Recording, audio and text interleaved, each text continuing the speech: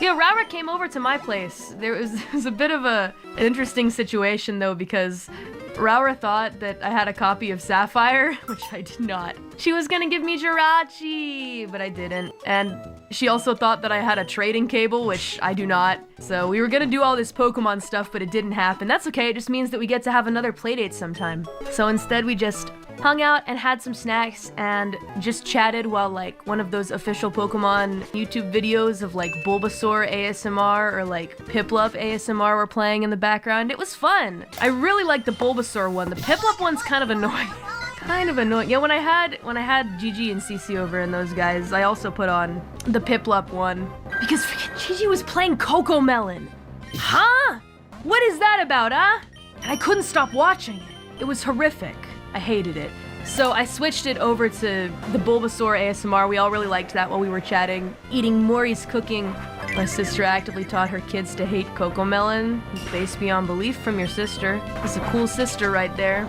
The thing that I hated about the Cocomelon stuff though is that I actually like couldn't stop watching it. I was like, whoa, look at that kiwi fruit, it's winking at me. You know, it's just very terrifying. They design it to be addictive. I'm like, what's the cucumber gonna do next? What's it gonna do? What's that pineapple doing? What's gonna happen if he bumps into the kiwi? I hate it.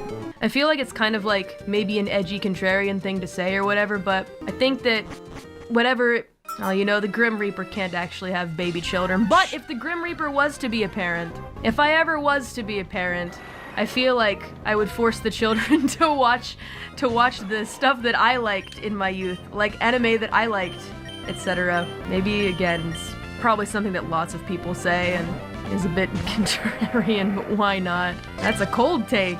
You see, it's a cold take. Watch this thing called SpongeBob. SpongeBob's pretty good. I watched SpongeBob and I turned out alright. Never mind. I'm not a good example.